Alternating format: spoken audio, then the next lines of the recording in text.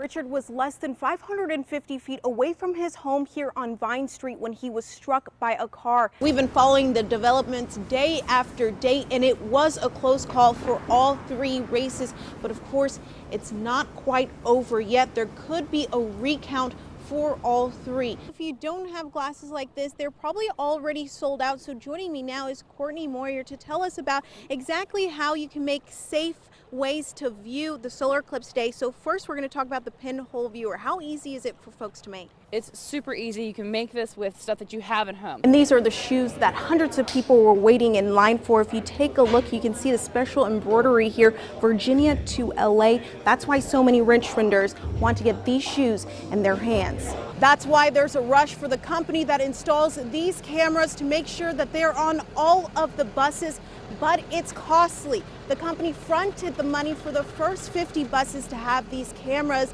but now are taking 60 cents of every dollar that they make from the citations to pay the rest of the bill. Look, you want some snacks, Roxy? Oh, there is, yes. Oh my goodness, so he loves the camera, you guys. He loves the camera more than I do. And absolutely, let's go ahead and say hi. And this is Nick. Nick, he absolutely loves the camera. Look at him. He's been wanting to hang out with us all day. Separation anxiety is what he's having, y'all. Yeah, give us Back snacks. to you in the studio. So this is some snow ice cream. And I don't know, producers, if you have the anchors up yet. Let me know if the family's all in boxes. We're ready to go. We're ready We to want go. to see you drink it, Rox. Yeah, come on. Let's have a bite, Roxy. Let's see how it tastes. You want me to see it, me eat it? I was going to ask you guys if you would eat this. Oh, Would yeah, you bring try it back. But drink It some looks like first. a decent color. Yeah, we'll try that. What's real vanilla? I didn't do too bad, I don't think. Sample it. Take Okay. a taste, Roxy. Okay, let me eat Taste some. Okay, it. I'll drink it, I guess. Okay. Okay. Maybe a little bit more milk. The day after two people were found dead here on Decatur Street, both police and the neighborhood still searching for answers. As soon as I went in the house, I heard something like a bang, bang. Thomas Williams says moments after he walked into his home last night, he heard gunshots just a couple doors down. As soon as I came on the porch, that's when the police came out here, but the body was already down. When he ran outside, that's when he saw two men dead on the ground. That's too close, because we don't have anything around here in the activity. The first for this quiet neighborhood, but the 28th homicide this year in the city of Richmond. Police Chief Alfred Durham says there's still no word on a motive or a suspect. To have that person or persons who committed that violent acts or those crimes still walking around, trust me, they're not going to stop what they're doing. It's going to continue. Chief Durham and neighbors agree that illegal guns on the streets are part of the problem, but folks need to speak up to help bring justice to the victims' families. You know, there has to be some accountability. And again, my officers, we're making arrests, but once they get introduced into the criminal justice system, we have no control of that. And that's what bothers myself and my officers. Put the guns down and put your hands on them. You live another day. That's how we did back in the days, and it should be today. Because now you got two people, two families that's actually lost. And they really don't deserve to be killed like that. Police going door to door, leaving flyers, hoping someone will step forward. Anyone with information is asked to call police. Reporting in Richmond, Roxie Bustamante, 8 News. People go through the stop signs on the corner, they go past the school buses.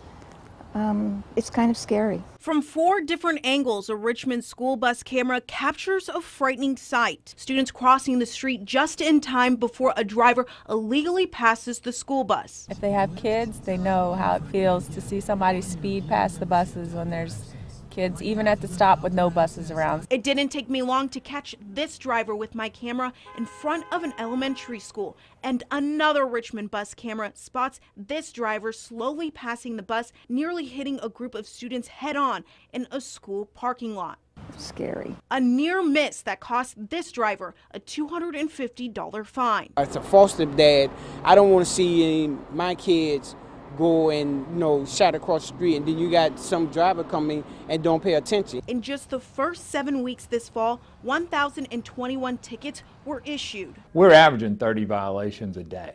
And that's with only 100 city school buses catching drivers with the camera system. 130 buses are still without. If they've caught that many people, all of them should have them, yes. 9 cameras on the outside, 4 on the inside, designed to not only catch reckless drivers, but it may have even helped in this investigation when a school bus was shot at in Richmond's Wickham Court earlier this month. That's why there's a rush for the company that installs these cameras to make sure that they're on all of the buses, but it's costly. The company fronted the money for the first 50 buses to have these cameras, but now are taking 60 cents of every dollar that they make from the citations to pay the rest of the bill. It's scary because it's a large number of citizens that run around that stop arm.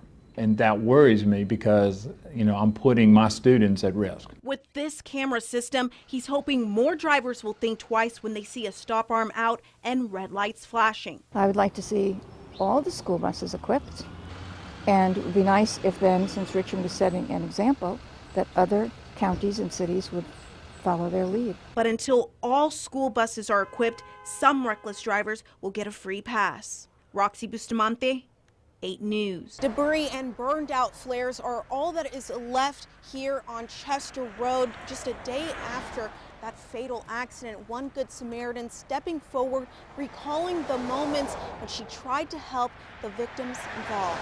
It weighs heavy, very heavy, very, very heavy.